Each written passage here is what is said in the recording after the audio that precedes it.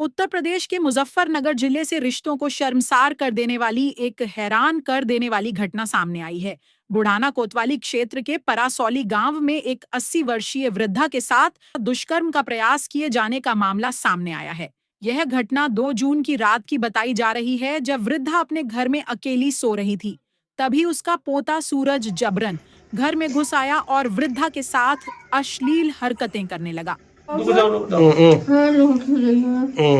आके मेरे पीछे लौट गया मेरे पीछे।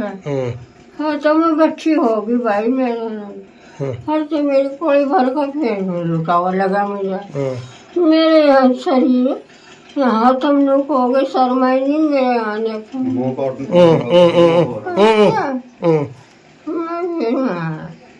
चिल गई लुक को खड़ा होगा मेरे कुआड़ खोल कर लुक का फिर वो आई कि मैं रुक के दिए बहुत वो आई मुझे उन्होंने देखी बहू ने वो भी देखा और वो आ भी मुझे भी अच्छा भाई मुझे तंग ना करा।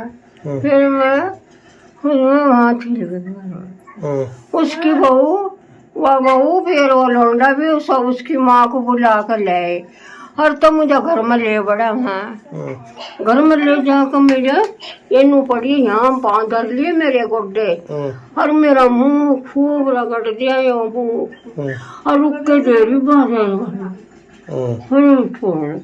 और मेरा खूब मुंह भेजा चोट लंबे बाबूजी झूठ नहीं बोलने की ना झूठ आज लोग बोल रहे मैंने ना बोल ये बाजार मेरे सिर नाड़ा पकड़ कर मेरे भाई आखिर को पहुंचता था मेरे लड़े इतना हरकत करनी था और घर की बात नुबिनी भाई बार का सगा पोता जेठ का लौंडा पोता मेरे की बात करो ऐसा नहीं करनी चाहिए थी। मचा दिलो कोई मुझे गांव में पड़ा सली में बता दिया कोई गलत तो मेरी नाड़ पकड़ रहा साधन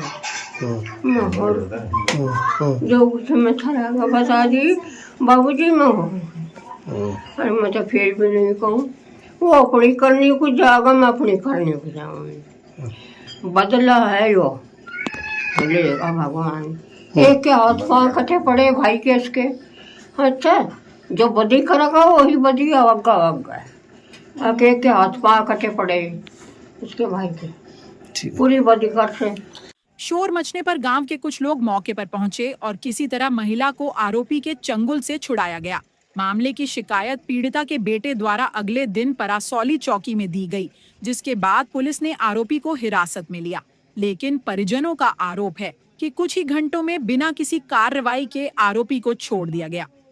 देखिए ये एक 80 वर्षीय महिला है जो ये नीमखेड़ी गांव में रहती हैं।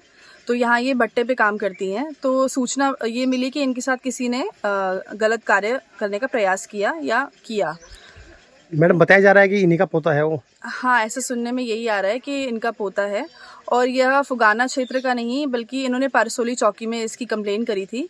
वहाँ से इनको शायद से राहत नहीं प्राप्त हुई। तो हमें जैसे इस बात का पता चला, हम लोग यहाँ घटनास्थल पे आए हैं, इसका निरीक्षण किया है, बुजुर्ग महिला से बात करी है और जो भी सही होगा उन सुसंगत धाराओं में मुकदमा दर्ज करके जो भी इंसाफ हम दिला सकते हैं वो हम दिलाने का प्रयास करेंगे। मैडम पीड़िता का आरोप है कि उसको पकड़ने के बाद फिर दोबारा छोड़ दिया गया था। इस पर मैडम क्या कहूँगा?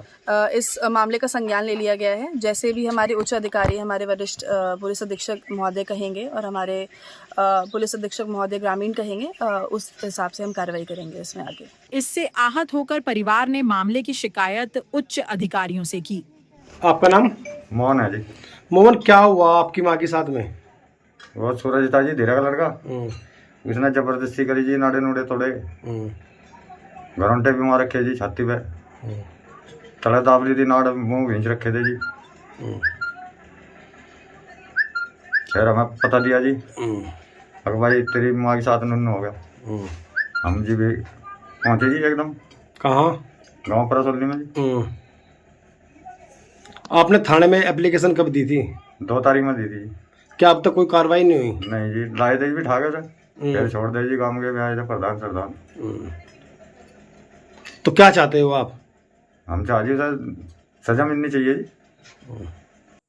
घटना के बाद सोशल मीडिया पर एक वीडियो तेजी से वायरल हुआ जिसमें आरोपी सूरज का पिता थाने में बुजुर्ग महिला के पैरों पर गिरकर माफी मांगता दिखाई दे रहा है। वीडियो को लेकर भी लोगों में आक्रोश है और सवाल उठ रहे हैं कि क्या पुलिस ने मामले को गंभीरता से लिया या नहीं। जैसे ही मामला वरिष्ठ अधिकारियों तक पहुंचा, फुगाना क्षेत्र की सीओ ऋषिका सिंह खुद गांव पहुंची और घटनास्थल का निरीक्षण किया। उन्होंने कहा कि पीड़िता की शिकायत के आधार पर उचित धाराओं में मुकदमा दर्ज कर कार्रवाई की जाएगी और दोषी को किसी भी हाल में बख्शा नहीं जाएगा। यह मामला सिर्फ एक परिवार की पीड़ा नहीं, बल्कि समाज के सामने एक गंभीर सवाल भी है। जब घर के अंदर ही सुरक्षा नहीं बची, तो फिर इंसाफ की उम्मीद किससे? पुलिस की शुरुआती लापरवाही के आरोपों के बीच अब जांच उच्च अधिकारियों की निगरानी में हो रही है। बहरहाल अब निगाहें प्रशासन पर हैं कि क्या आरोपी को सजा मिलेगी और क्या पीड़िता को न्याय मिलेगा, या यह मामला भी सिस्टम की ढिलाई में दबकर रह जाएगा। रिपोर्ट जफर इकबाल, मुजफ्फरनगर।